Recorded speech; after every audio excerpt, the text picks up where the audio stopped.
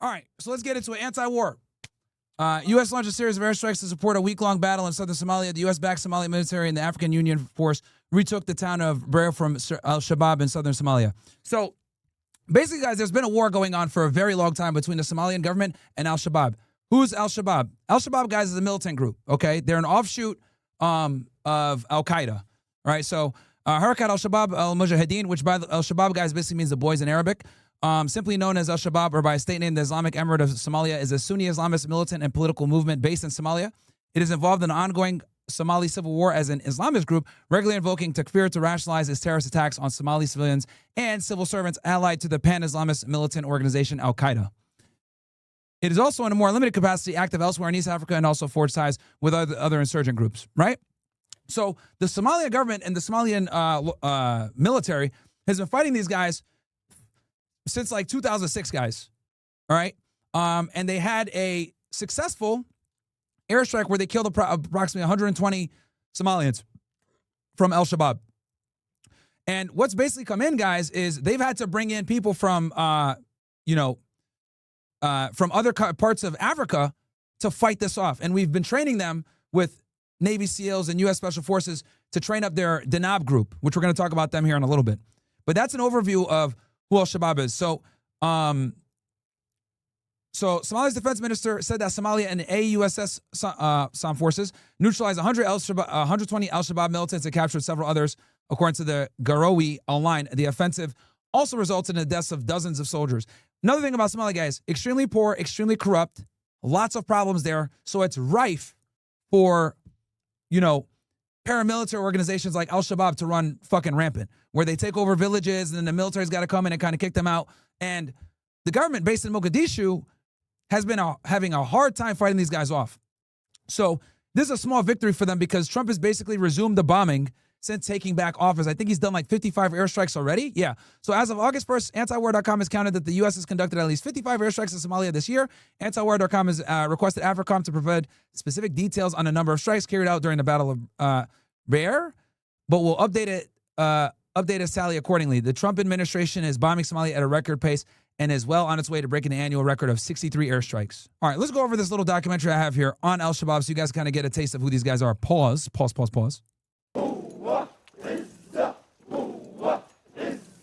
So they're giving a chant in Arabic, which means, I think, power, and I forget the other word. So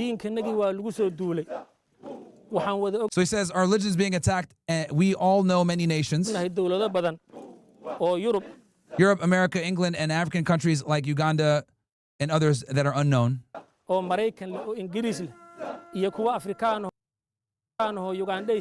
Europe, America, and England, Africa countries like Uganda, Burundi, and others that are unknown. They were all brought up here to fight against our religion.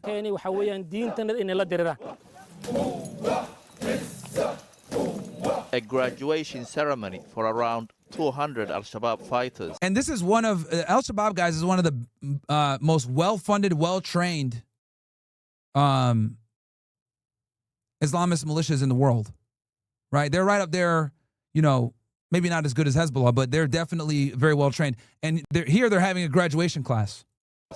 The latest recruits for the militants that rule over a third of Somalia. Their faces covered so they can operate anonymously.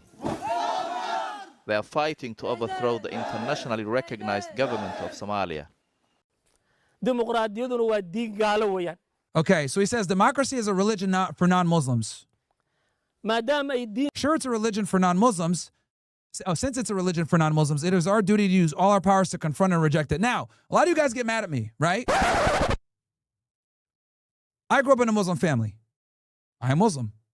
But I cannot sit here and lie to you guys and tell you guys that Islam is compatible with a first world democracy. It just isn't, unfortunately. Okay? And this is why, me being painfully honest here, the United States can never become a Muslim majority country. Because the values that the American Constitution stand for are antithetical to the religion of Islam. Being honest here. Right? I don't get no fucking cookies for telling y'all this. If anything, people get mad at me. But it's the truth. It's the ugly truth. Now, some of you might say, well, this guy's just an extremist, Myron. We can't take his word for it. Fine. Fair. But regardless, whether this fucking radical guy says it or someone else, the reality simply is that Western egalitarian principles and freedom of speech conflict with Islamic faith and tradition. It is what it is. Right? We don't go to Saudi Arabia and tell them that they need to adopt a democracy. We don't go to the UAE and tell them they need to adopt a democracy. So if people want to run their governments the way that they want and use religious theocracy, they should be able to do so. Why the fuck are we intervening? You know? Going ahead and spreading democracy around the Arab world or the Muslim world isn't really worth it. Man, like, what the fuck? Why? That leads to inevitable wars. So, anyway. And this is an ugly truth that so many Muslim people get mad at me for saying, but bro, I got to be objective here. I got to tell the truth even if it's not in my benefit. Islam simply is not compatible with a first world democracy. It isn't, bro. Female equality, all this shit. Hell nah, bro. These niggas like, wait, what? These women can drive? What? Their hair's not covered? What? You can see their face? What? Like, it's different, man. waxaan nagu waajib ah inaan awooddeena dhan isu geyno inaan ka hor tagno diidno. Allahu Akbar! Allahu Akbar! These soldiers will be sent on missions to carry out attacks against the Somali government, as well as African Union troops stationed here and in neighboring countries. They have undergone several months of... Of course, I already got Muslim niggas in the chat losing their minds. Bro, this country was now founded by Arab Muslims. This is not a Muslim country. What right do we have to turn this country into a Muslim nation when we didn't found it, bro? We're here as visitors. And that's what a lot of you motherfuckers can't get through your heads. All right? None of us would go to fucking Saudi Arabia and tell the Saudi Arabian government that they need to adapt to have more Western traditions. We don't go to the UAE and tell them to do it. They do what they want to do. All right? You just don't like hearing this because it's like, oh, my feelings. Stop crying, bitch ass nigga. We got to be objective here. Okay? You want to be in the United States. You want to enjoy the freedoms that are here. Understand that this was not founded as a Muslim country. So who the fuck are we to come as visitors and tell people how to run their shit? You would never accept a kafir, okay? Speak your language. You would never accept a kafir going on Muslim land and telling them how they need to live their life. You would never accept that shit. So don't fucking sit here and try to make them accept it either. I think every group of people should be able to enjoy their sovereignty and stay the way that they were founded. And if you're going to be a visitor to that country with a different belief system or different religion or whatever, you assimilate. It's called being polite. It's called not overstaying your welcome. Okay? So be fucking grateful. And if you don't like it, because a lot of you guys tend to fucking complain and be like, oh, all this shit. Go back to a Muslim country then. Don't fucking get mad at me. We got freedom of speech over here, nigga. Go back to one of those countries and say what you want to say. End up fucking getting chopped up in a fucking Turkish embassy like Khashoggi. That in itself proves that Sharia law and Western ideals don't align with Islam. These guys killed a fucking reporter. For those of you that don't know, by the way, all right, some of you guys might be like, Mark, what the fuck are you talking about? Talk about this guy right here, all right? Just to show you guys how fucking Sharia law is not compatible, right? So this guy right here, Jamal Ahmed Khashoggi, right? He was a Saudi journalist, dissident, author, columnist for the Middle East Eye and the Washington Post, and a general manager, editor-in-chief of the Arab El News channel, who was assassinated at the Saudi consulate in Istanbul on October 2nd, 2018 by agents of the Saudi government at the behest of Crown Prince Mohammed bin Salman. Okay? Bro's a journalist. You guys want to know why they killed him? They killed him because he was critical of the Crown Prince and the monarchy in Saudi Arabia. That's why they killed him. All right? This is just one example of many where we have to have a very honest conversation with ourselves and understand that Sharia and Islam is not compatible with the ideals and norms of a first world constitutional republic, which is what the United States is. Intense training to become battle ready. They might not want to reveal their identities, but they do want to show their force. Uniforms, guns, vehicles, all spoils of war, stolen from their enemies, and of course, the essential mug for sweet tea. So when they graduate, they got a mug for sweet tea. Now, for those of you that are not familiar with Arab and Muslim culture, this is called shai in Arabic. Okay, so in the Islamic faith, in a lot of places all across the Middle East as well. I wouldn't even say in the Islamic faith. Rather, I'd in the Middle East and North Africa, right? Shai, which is like basically tea, it's a part of everything, right? You wake up, you drink some, you have some before dinner, you have some after dinner. It's like a kind of like a, think of it as like getting a coffee in the United States. It's a social tool, right? Very big. So, you know, everyone across the Muslim world drinks it, Arab world, whatever, Middle East, North Africa. So that's what the cups are for, because tea is very popular in that culture. Notoriously suspicious, they rarely give access to outsiders. And the fact that they're having a graduation like this, how formal it is with like, you know, dressing up and cups and all this other shit, this tells you that they're funded, you know, they're a heavily funded organization. These dudes have been fighting with the Somalian government, who's backed by the United States, for over a decade. Damn near 2 decades now at this point. Journalists allowed to film them in years. cid kasta oo dimuqraadiya wadatana waxaan ilaahay subxaanahu wa tacaala maanta u markhaati gashanaynaa inaan dhuunta ku dhufanayno. Standing in front of them is Mahat Karate, his nickname, and nod to his extensive martial arts training. He was once a Somali government intelligence officer who is now one of Al-Shabaab's most senior leaders. dad badan baa la dilaa oo Al-Shabaab dishaa. sidee baad u justify garayn kartaan dadka Soomaalida ah ee Muslimka ah dilkooda idinkoo u dagaalamaya saad sheegaysa Islaamnimo? Inagu cadow baan is haynaa, cidda cadow baan is hayna waa is dilaynaa. Mar haddaan is dilayno kolba aaladda la isku dilahay ayaa waxaa ka dhalanaya. Okay, so this is a leader. I think there's a 5 million bounty on this guy's head. Let me see. Mahad Karate. I don't know if he's been killed yet, because this documentary is a bit older, chat.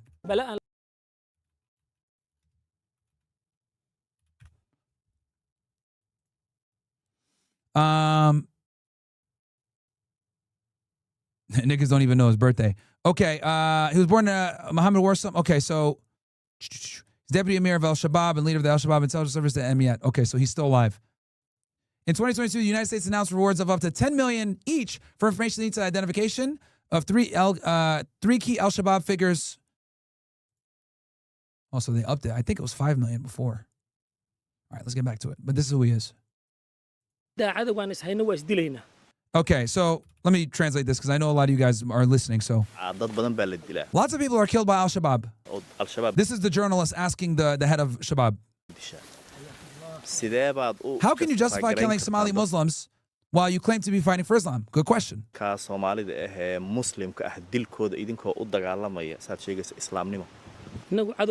He says we're battling an enemy and killing each other. But due to the tools we are using to kill, there will be consequences not just for our targets, but for others who are not our targets. Al-Shabaab are united, and it's our decision not to kill anyone whom the Sharia forbids us from killing, non-Muslims or Muslims. See, these guys follow the Sharia, which is completely antithetical to a democracy. So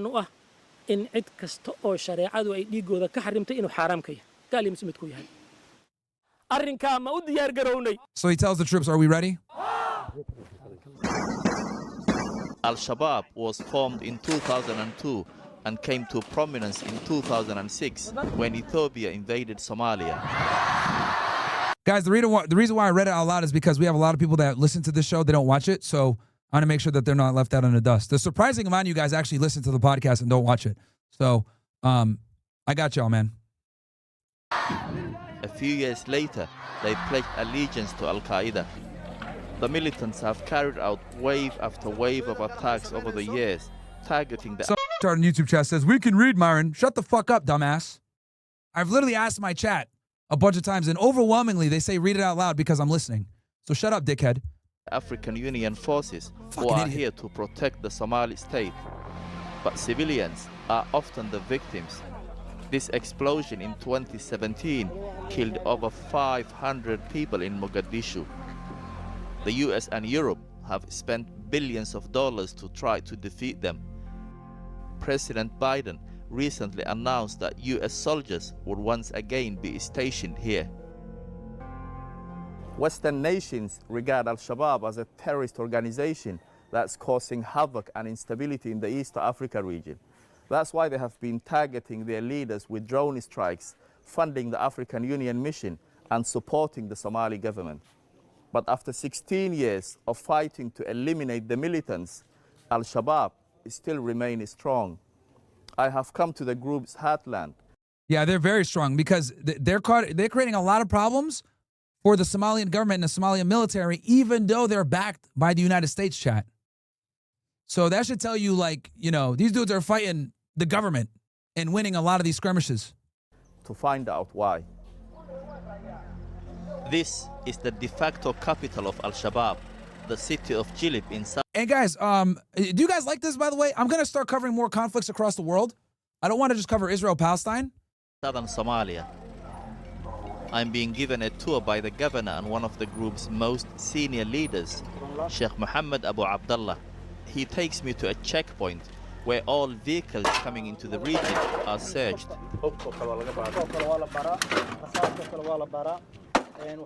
Okay, so where they're going to go right now, guys, is kind of like a village/stronghold where Al-Shabaab operates. And you guys are going to see how they run their society here in a second. But before they go in, they get all their stuff searched for obvious reasons. By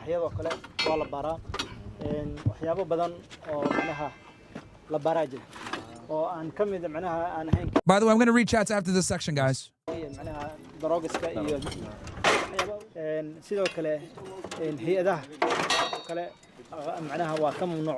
Each vehicle has to pay between $200 and $1,500 US to pass through, depending on the size and the goods they are carrying. They collect millions of dollars of taxes a month to fund their military campaign and their efforts to build a state. Yeah, because what they do, guys, as Al-Shabaab takes over villages, because the thing is, guys, is the government isn't centralized. The government can barely control policing, critical infrastructure, etc. So these paramilitary organizations are able to thrive because what they do is they take over these areas, right? They tax the people there. They take that money and use it to fund their militia. And in exchange, they provide the security and stuff like that the government doesn't. So this is how Al-Shabaab has been able to operate in Somalia for so long, is by taking territory and towns that are run by certain clans that typically don't respect or acknowledge the government. So whenever you have destabilized countries like this, it is a fucking haven for militias to take over. Same thing happened with Syria. Same thing is going on right now in Sudan. And we know who's responsible for destabilizing a lot of these countries. There is also some more unusual contraband. Plastic bags are banned in Al-Shabaab territory. So you're saying this bag is allowed because it's made of thread. Their environmental policies might be the same, but the UK government considers them one of the most dangerous terrorist organizations in Africa. The governor himself has a bounty on his head and has survived multiple assassination attempts. As he shows me around, he argues the perception of Al-Shabaab is not accurate. He takes me to the main hospital where they have invested $2 million to build new departments. qaybta emergency-ga oo qaybtan ah qaybta farmashiyaha oo dabaqa. I have come across this billboard. You might not believe this message is from Al-Shabaab, but it reads, Talabixintaadu waa muhiim. Your opinion is important. Cabashadaadana waa la dhagaysanayaa. Your complaints will be listened. Bruh, you guys believe that?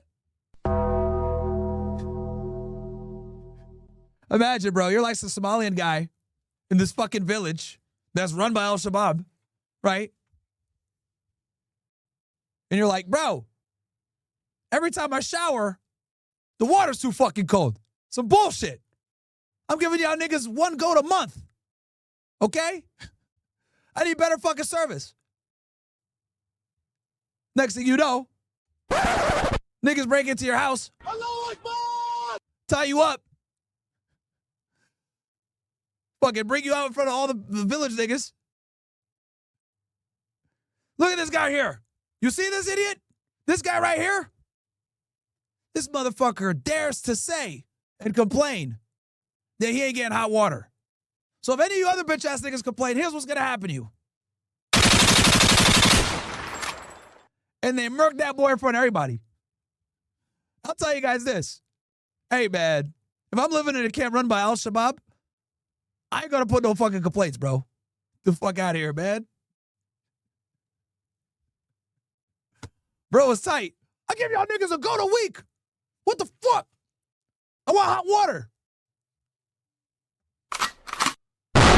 That's the first and last complaint, man. Niggas don't believe in democracy. Niggas really got a complaint box. That's funny, bro. With Al-Shabaab's reputation, are people really brave enough to complain? The suggestion Fuck no, bro. Ain't nobody complaining. box is just a few hundred yards from where they carry out regular public executions. Yeah, they've been doing. Oh, man. Talk about intimidation. Hey, you guys can leave a complaint here. Don't mind this, this tree with this rope hanging and this beheading station. Don't worry about that. Just tell us your grievances. We got you. We're trying to make the community better for everybody. Signed, Al-Shabaab. Come on, man.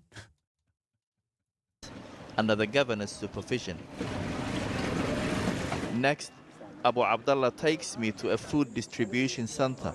He tells me they are trying to establish a welfare state. I asked him if this was a strategy to win public support. 100% it is. 100%.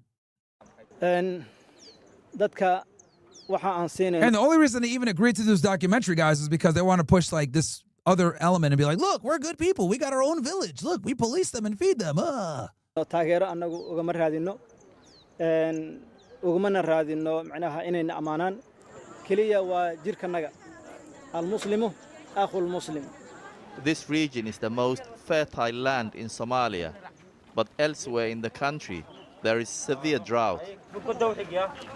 Humanitarian agencies warn that millions are at risk of starvation.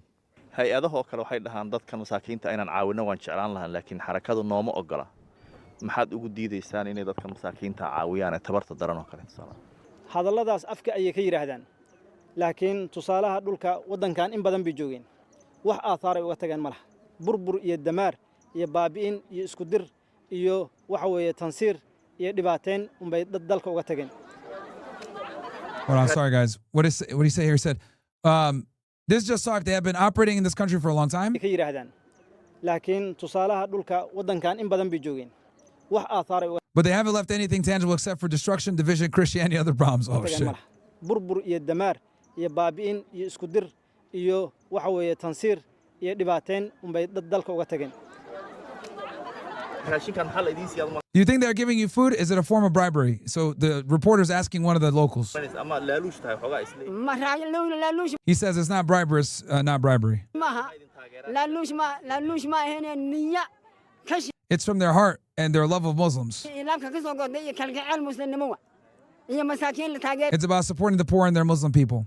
Now, mind you guys, famine is widespread in Somalia. The conflict between Russia and Ukraine has, especially since Ukraine is the breadbasket, it's affected Somalia significantly because Somalia heavily relies upon importing food because of the harsh conditions there. Do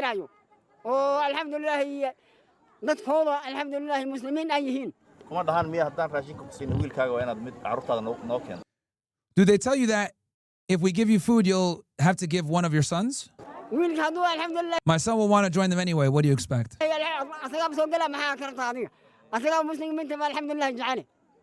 He loved the Muslims. It's hard to know whether people are only supporting the group in exchange for food. I wanted to find out what residents in Jilib who aren't reliant on handouts think. So I head into town on my own that evening. I stop at Abdurrahman's barber shop. He's originally from Hargeisa in northern Somalia, but moved here 6 years ago. So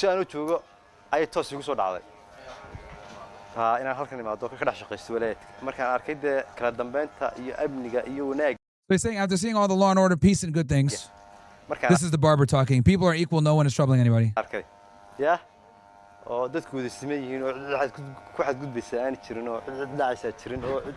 Nobody's stealing. There are no thieves. But there's another reason too. In Al-Shabaab areas, drugs are strictly forbidden. Abdurrahman was once an addict, but the restrictions have helped him kick his habit. There is little crime here in Jilib due to a heavy Al-Shabaab security presence and brutal punishments. Thieves have their hands and feet cut off. But they are not just here to prevent crime. Their role is also to implement strict Islamic rules.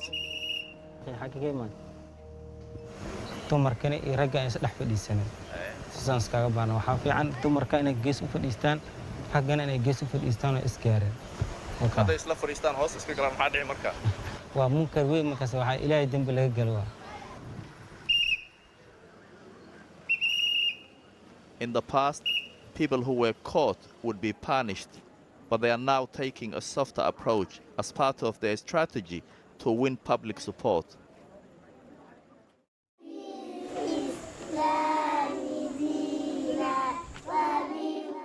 Al-Shabaab's goal is to govern the whole of Somalia under strict Sharia law, and that means educating future generations to create a loyal following. Children wear what are considered to be Al-Shabaab symbols on their foreheads. The group have opened dozens of schools, teaching subjects like computer science, maths, and English alongside Al-Shabaab ideology. This is kind of funny though. The teachers are all covered up. You have to be able to describe peer-to-peer. Somebody said Myron embracing his culture. This is not my culture, sir. I'm not Somalian. A lot of you niggas in here are retarded. Versus server-based networks. Muhammad has 6 children. Al-Shabaab, Bro, niggas got computers. are often compared to the Taliban, but they encourage women like her to work and girls to go to school. They also don't force women to cover their faces, although some do. The women, they work. Al-Shabaab, they urge us to work. They don't force you to stay at home, but they encourage us to come out and work, and they give us suitable conditions to work and learn also.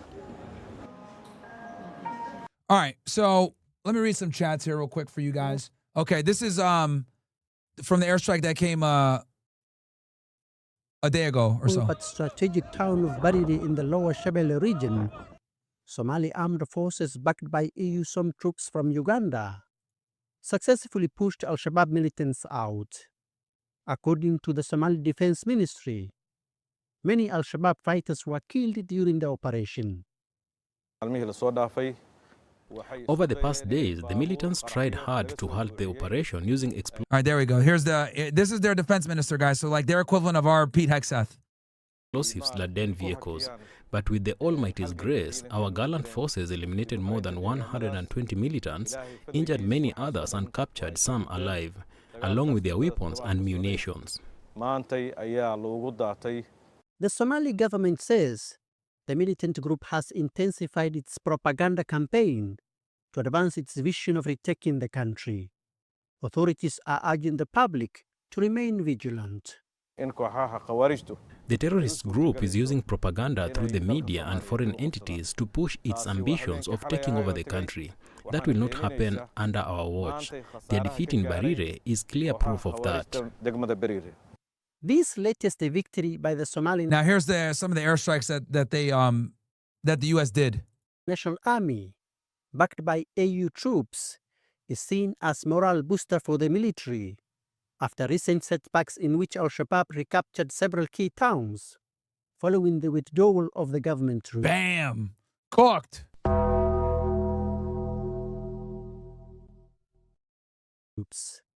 The strategic town of Aden Yabal, Mokokori and Tardo fell to the group in recent months.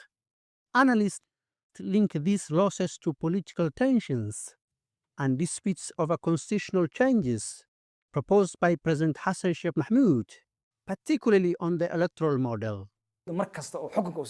Every time the country nears an election period, security becomes unstable, areas are captured and then abandoned. It makes no sense for the government to lose dozens of soldiers only to vacate strategic areas.